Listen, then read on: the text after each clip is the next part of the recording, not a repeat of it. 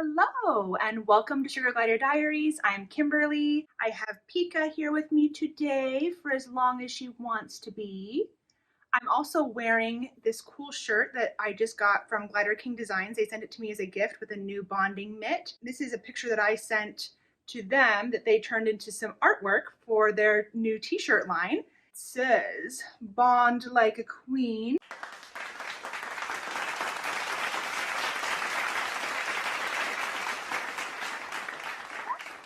I love my bonding mitt, huh? Glider King Designs does not sponsor me in any way. This is just me giving you my raving opinion about them just because I really like them. I'll put a link in the description for where you can get these mitts and get these shirts. I am going to do a video today all about your unpopular Sugar Glider opinions.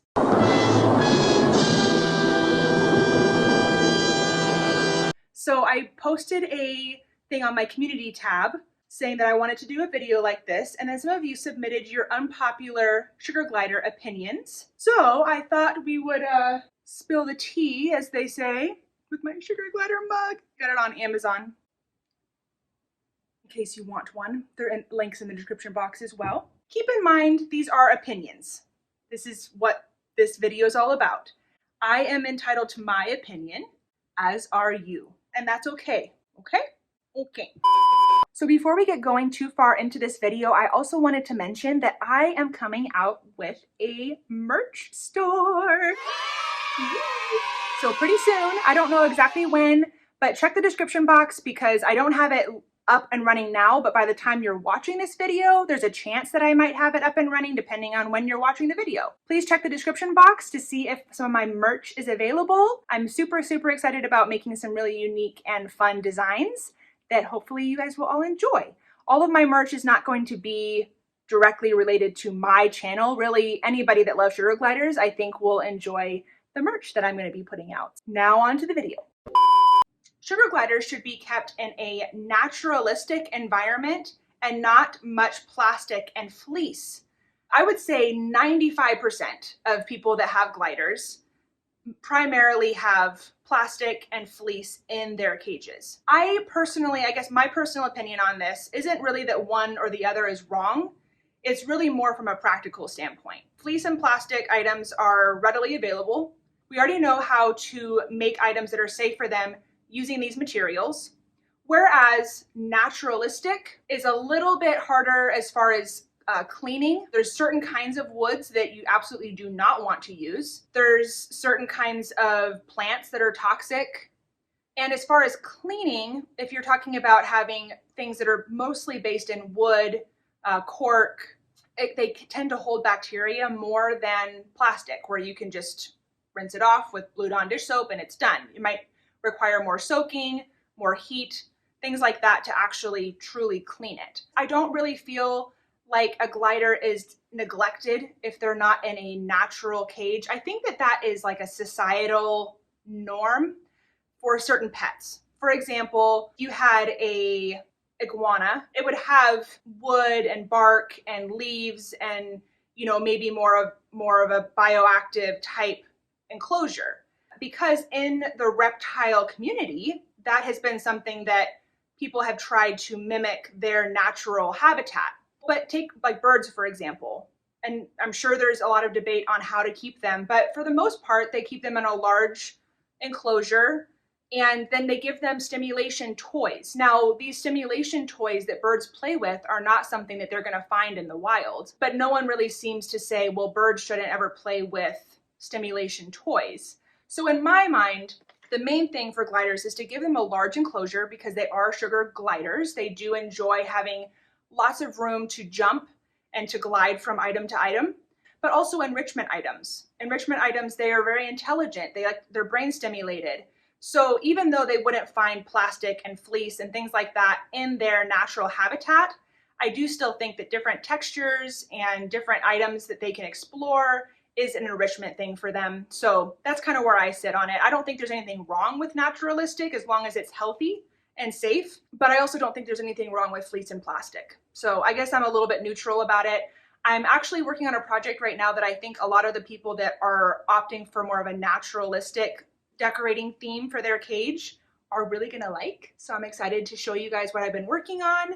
I don't think I'm gonna be getting rid of all my plastic and fleece anytime soon. My unpopular opinion is that I don't think that they are that hard to take care of. I think rabbits and guinea pigs are much harder. I find their level of care to be very similar to a rat or a parakeet. If I had to make a comparison to something, it's not that I think that they're easy, just that their care is exaggerated. The only hard part about them is their diet. When people say, are they hard pets? Are they hard compared to what? What kinds of things about their care are you going to consider hard? I think high maintenance, they would probably be considered high maintenance. As far as the research and the initial investment, at least, their daily level of care, though, I don't really find to be hard or high maintenance. The hard and high maintenance part is that it's such a specialized set of care instructions, and you need specialized vets, and there's all kinds of safety restrictions and cautions for them that, because they're not as commonly known in the pet community, I think that they can be considered high maintenance and that you have to do a lot of research and think differently. So it would be harder than a lot of pets in that sense. Like the amount of time that they take each day to give them a good life, as long as they have a really large, safe enclosure and a wheel and stimulation items, I think that in that case, they're actually fairly low maintenance. But if you look at, vet issues, for example, I've been living that for the last year. That's super high maintenance. I've never had an animal that I've had to take to the vet as many times as I've had to take my sugar gliders. And I can't just take them to my vet down the street. I have to take them 3 hours away to a specialized vet. I mean, in that sense, yes, they are high maintenance. The fact that they need stimulation items, that can be high maintenance. The fact that there's so many things that are marketed to them that are not really safe or ideal, that's high maintenance because you have to do a lot of research. So research and that kind of thing, I would say yes. Care-wise, once you get all the lingo down and you do all your research, I don't really think that they're high maintenance personally either. So in a way, I would agree with that opinion, although I've never had the animals that they mentioned in those comments, the rabbits and guinea pigs, so I can't really compare those. The bonding process can also be hard and take a long time and patience. Okay, this question comes from, I'm hoping I'm going to say this right, I'm so sorry if I don't, Amit, and he or she is from Israel. I'm not sure if that's a male or female name, I'm sorry. I have a ton of questions and hear all kinds of unpopular opinions. One of the unpopular opinions that they've heard people say, not necessarily their opinion, is that Exotic Nutrition is not a good site to order from. This is a very, very highly debated opinion in the glider community, I will say. Briefly, this is why I do not support Exotic Nutrition personally, for a few reasons. The first one being there's been quite a few different individual people's testimony of them saying that they had a bad experience when feeding their gliders the items that they sell on their website.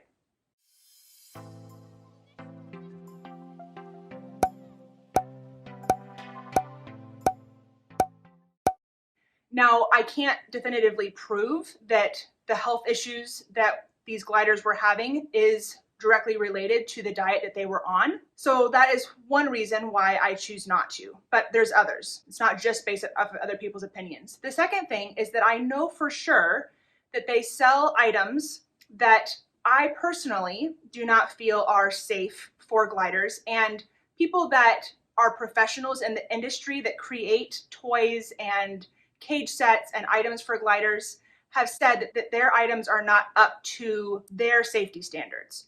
So depending on what your safety standard is for gliders, their items that they sell would be considered unsafe. It's a very large company. There's been items that Exotic Nutrition has more or less drawn inspiration from, I guess you could say, to be very generous, and taken somebody else's idea and modified it or not, and then manufactured it and sold it on their site. Stop it. Get some help. I personally choose not to support Exotic Nutrition for those and other reasons. So you should put a lot of wood in your sugar glider cage because it lets them make small holes in them, and they would do that in the wild to get tree juice. Again, this kind of goes back to the natural enclosure type question, so I won't spend a lot of time on it. I don't know that that's an unpopular opinion that I disagree with. They are sapsuckers in the wild. I think that makes sense. You can't just go grab a tree branch from your yard and be like, oh, this is natural. They would like this, because some woods can be toxic. I don't know how much quote unquote tree juice they're going to be getting from a treated branch, if that makes sense. So there are things that I have heard of people doing, maybe taking like glider safe branches that have not been treated with pesticides, that have been cleaned thoroughly, and then drilling little holes in them and putting like honey or some sort of nectar in there for them to try to forage like they would in the wild. Look at how good she's doing. She's just so snuggly. Hi. No, she loves it in here. Sugar gliders don't glide. They just hurl themselves off of things. The patagium is like when you play as a child and jump off a roof with a plastic bag. You expect it to catch you like a parachute, but instead, you just fall straight down. I believe I can fly. The jig is up, sugar gliders. What is the real purpose of the patagium? We may never know.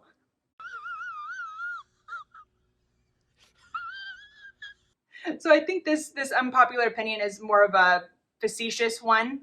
You know, I do think that sugar gliders glide. However, in their enclosure, I don't think I've ever seen my glider really glide, like from one side of the enclosure to the other.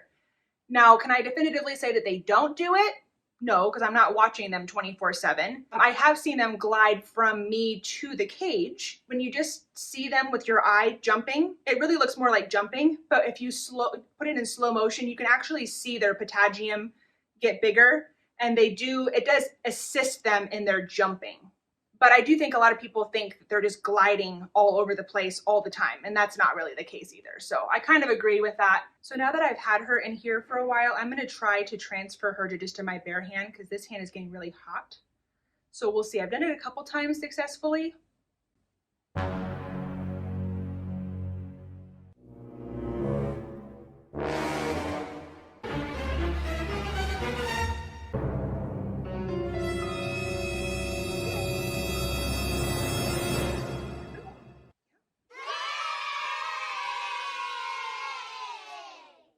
This is why I love my bonding mitt. Now, the bonding mitt does not protect you from a bite, so please don't think that, but it does help assist them in their nervousness, especially if you have a nervous glider. Shannon from Michigan. Now, this is not her opinion. This is just an opinion that she's heard other people have. A glider will be just fine without a cage mate. They seem very happy to me. Please, no! No! No! Gliders need to be kept with a cage mate. At least one friend. I have a whole other video on that, so I'll link that in the description. But I do hear that, unfortunately, a lot. And the hard thing is that if you have a single glider, you have never watched that glider interact with another glider, potentially. Like if you just bought one glider, you don't know what their behavior would be if they had a friend. So like for Pika, for example, when I had her as a single glider when she was in her 30-day quarantine after I got her, she was a lot more nervous even than she is now. And once she was introduced to the colony, her temperament just really changed. I'm a big advocate that gliders absolutely need a glider friend. We are not enough for them. That is unfortunately a fairly unpopular opinion. I have my glider in a small cage made for parakeets. He doesn't need anything bigger. People who get larger cages are just wasting space and money. We already talked about large enclosures and why it's so important. I'm just a really big advocate that if you're going to have a pet, that is your responsibility to give them a good quality of life. If there's an ideal situation where they could have a larger enclosure and that would help them, that is absolutely necessary. A tiny little cage is not going to be okay for a sugar glider. They can actually get very stressed and shorten their lifespan because of it, not to mention their quality of life. So.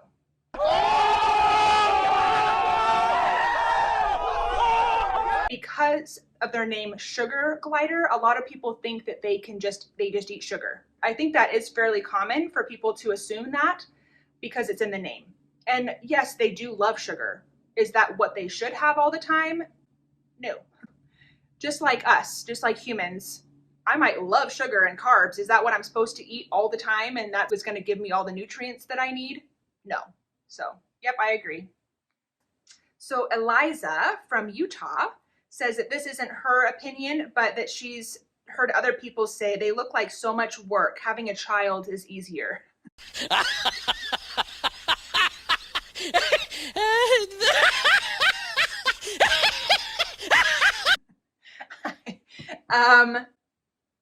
I don't agree. I have 2 children. I definitely think having a child is much harder than having sugar gliders. I think it's less common than having a baby, so therefore the information isn't as readily available, but I don't think it's harder than having a child. Last one. I think a good unpopular opinion is whether or not sugar gliders can have avocados. I just avoid them altogether. I've heard rescues and breeders say that avocados are toxic, while on the other hand, some vets or doctors have approved avocados to be in sugar glider diets. Now, I'm not a vet and I'm not an expert. Wait a minute. Who are you? But from the research that I've done and my personal experience, I do think that you can feed your gliders avocado. However, it should be done sparingly because it's very high fat. And the thing that's toxic from my research that I've done is actually the pit of the avocado, not the flesh of the avocado.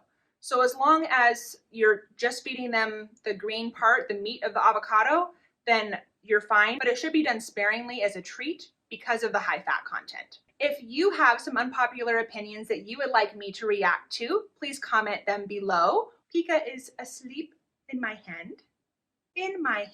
Thank you guys so much for watching. Have a wonderful day. Bye-bye. It's a good Pika girl.